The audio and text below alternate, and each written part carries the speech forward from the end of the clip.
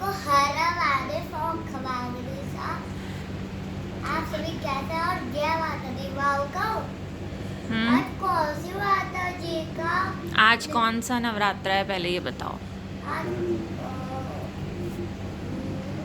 4 day हाँ आज है चौथा Fourth नवरात्र। day। हाँ 4th नवरात्रा है ना। और 1 2 3 और अब है 4 डे और थोड़ी वीडियो में लेट हो गई थी आने में क्योंकि अभी ना मुझे होमवर्क में बहुत देर लगी थी स्कूल में। आज कौन सी माता जी का डे है आपको? आज है नवरात्रि का चौथा दिन और चौथे दिन होता है माता कुष्मांडा का दिन।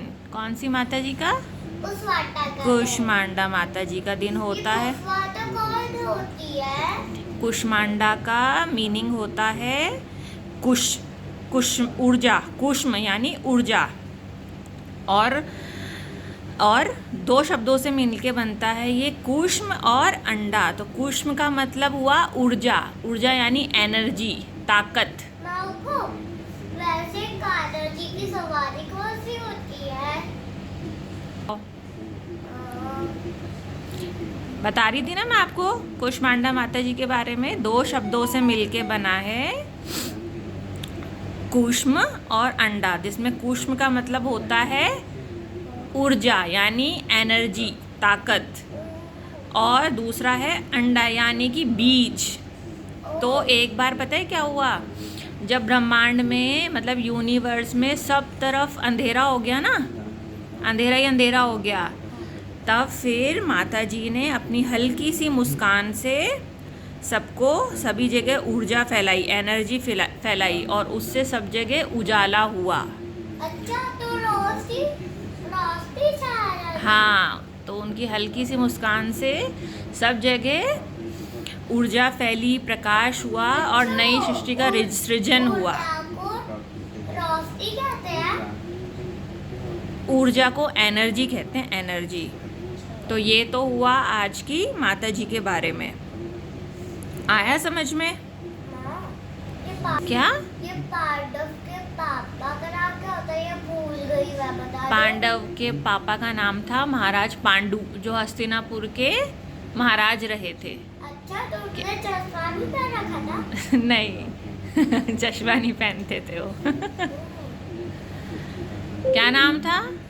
तो वो पांडा ही था क्या? याद हुआ? क्या नाम था पांडवों के पिताजी का?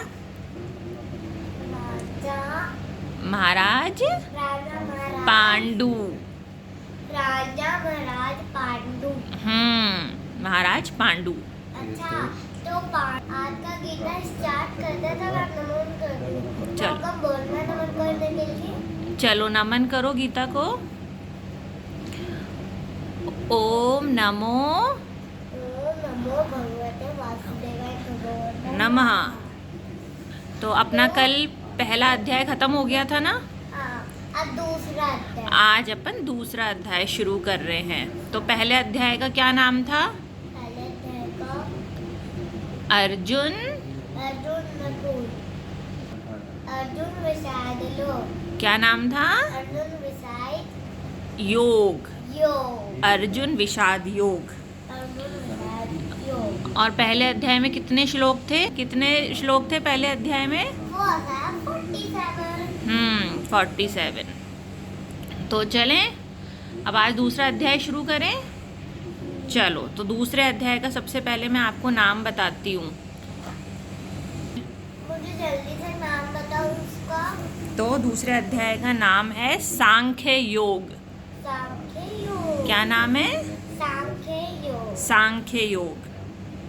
इसमें बोलो बाबू इसका अध्याय क्या होगा? इसमें कान्हा जी क्या बता रहे हैं, क्या बताना चाहते हैं? इसमें कान्हा जी अर्जुन को बताते हैं कि आत्मा जो अपने शरीर के अंदर होती है ना, आत्मा, सोल। अच्छा तो वो मर जाते तो आत्मा, हाँ वो मरने की आत्मा। मरने के बाद वो आत्मा है ना, कभी नहीं मरती। आत्मा अजर अमर होती है। एक तरीके से वो जिंदा होती है। हाँ जिंदा होती है। आपको तो पहले से ही पता है। अरे ये बात तो बहुत अच्छा नहीं, ये तो सबको पता है। सबको पता है? हाँ ये तो बहुत आसान है ये हाँ, तो इसमें दूसरे अध्याय में कान्हा जी अर्जुन से यही कह रहे हैं कि आत्मा और शरीर दोनों अलग अलग चीजें हैं। आत्मा कभी मरती नहीं है, आत्मा अजर अमर। जगह पर आके अगर वो मर जाती है और कोई भी उसको कब्र के अंदर डाल देती है ना, सिर्फ अपना शरीर और मरता है। तो क्या? फिर वो आत्मा अलग हो जाती है। हाँ, अपने जब शरीर खत्म होता है ना, शरीर खत्म होने के बाद उसको कब्र में डाल देते हैं और आत्मा कहीं और रहती है। हाँ, आपको तो पहले से ही सब पता है, बताने की जरूरत ही नहीं है ना? और फिर आत्मा भगवान के पास ले जाती है। ये भी पता है आपको? हाँ, पहले से ही पता है। ये जो आत्मा आती है वो हवा में चल जाती है मरने के बाद। हाँ, क्योंकि वो भगवान का ही अंश होती हाँ। है ना? वो अपनी आत्मा एक तरीके से अपने शरीर में एक चेतना होती है। और वो आत्मा फिर किसी को नहीं दिखती मरने के बाद, सिर्फ भूत मिट्टी से। ईश्वर में चले। और फिर वो आत्मा ईश्वर में विलीन हो जाती है। आपको तो पहले से ही पता है, मुझे बताने की जरूरत नहीं पड़ी। और सुनो, आत्मा मरने के बाद क्या कर रही थी? अब चलो मेरी बात तो हो गई, अब आप आत्मा के बारे में और भी कुछ बता दो, अगर आपके पास आत्मा के बारे में बोलने के लिए और भी कुछ शब्द है तो। आत्मा के बारे में मैंने आपको बताया ना, आत्मा एक तरीके से अपने शरीर के अंदर एक चेतना होती है। अच्छा ये तो आपने बता दिया, उसके आगे तो बताओ।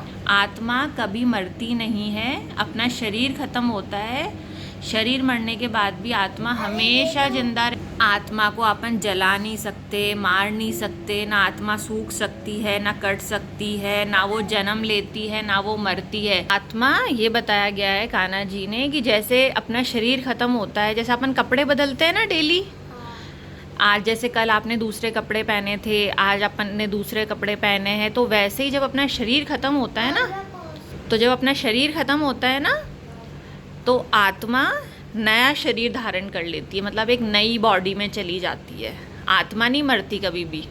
तो समझ आया आत्मा के बारे में आपको? आया समझ में? अब दूसरे अध्याय में क्या है? एक तो आत्मा के बारे में बताया, ठीक है, और दूसरी बात बताई कान्हा जी ने अर्जुन को कि अपना कर्म करते रहो। कर्म यानी काम, अपना काम पूरी सच्ची श्रद्धा से करते रहो और ये मत सोचो कि आपको उसका रिजल्ट क्या मिलेगा, मतलब परिणाम की चिंता मत करो। जैसे आप एग्ज़ाम देने जाते हो ना, बाबू ये परिणाम क्या होता है? परिणाम यानी रिजल्ट। जैसे आप एग्ज़ाम देने जाते हो ना, आप पहले अच्छे से तैयारी करते हो। और एक दिन पता तब क्या? जब मैं थोड़े दिनों में टेस्ट दे के आई ना, पढ़ाई करके आई ना, तो मैं पास हो गई थी। वैसे ही, वही तो मैं आपको समझा रही हूँ कि जैसे अपन एग्ज़ाम की तैयारी करते हैं ना बच्चे, और आपको एक बात तो एग्ज़ाम में जैसे बच्चे तैयारी करते हैं पूरी लगन से, फिर वो एग्ज़ाम दे के आते हैं, लेकिन फिर उसका परिणाम बाद में आता है ना।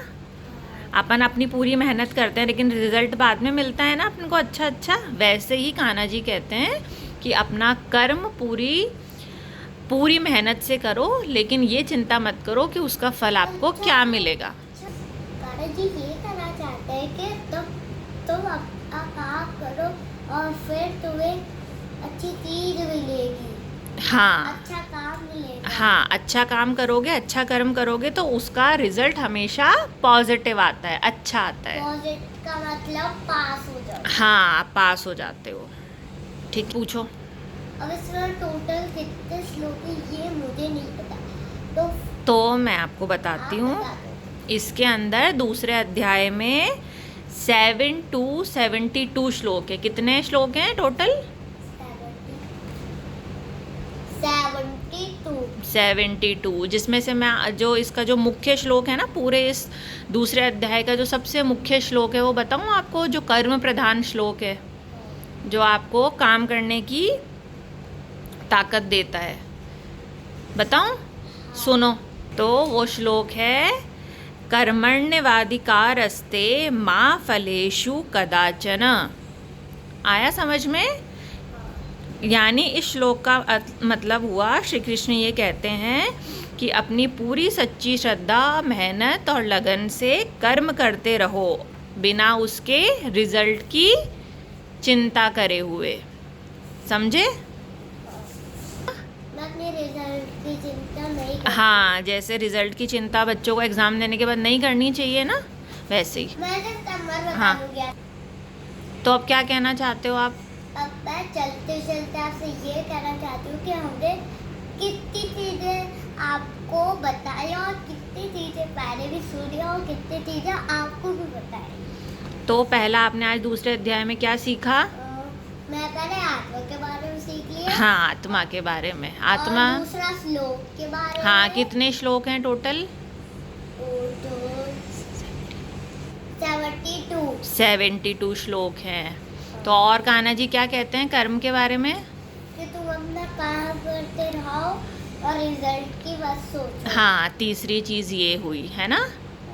हाँ, और फोर्थ चीज़ क्या है इसका? दूसरा अध्याय का नाम क्या है? माँ बाप इसको छोड़ो जल्दी नाम बताओ। और साथ नहीं हो। हाँ, सांख्य योग। चलो। सभी को जय माता दी और हर महादेव। अब मैं थोड़ी पढ़ाई कर ले। सभी को हर महादेव और जय माता दी। और अब मैं थोड़ा होमवर्क कर लेती हूँ क्योंकि स्कूल में मुझे बहुत होमवर्क मिला था, इसलिए मैं थोड़ा होमवर्क कर लेती हूँ। तो आज का कैसा लगा आपको ज्ञान, गीता ज्ञान? इतना अच्छी चीज बताई आपने वहाँ पर। आपने ये अच्छी चीज बोलते कभी नहीं सुनी थी और मुझे ये भी नहीं पता था कि श्लोक पर कितने श्लोक कितने वो होते हैं, कितने हाँ। ज्ञानवर्धक होते हैं, हाँ कितने श्लोक होता है ये भी नहीं पता था। है ना। हाँ चलो मैं थोड़ी पढ़ाई कर लेती हूँ, आप भी थोड़ा अपना काम करिए और मैं भी थोड़ा अपना काम कर। मेरा काम सिर्फ पढ़ाई है। ज्ञान। और आप कमेंट करके जरूर बताना कि आपको ये गीता का कैसा लगा। तो मेरा मतलब भगवान जी का ज्ञान कैसा लगा। हाँ, तो हर हर महादेव और जय माता दी। खमा गनीसा।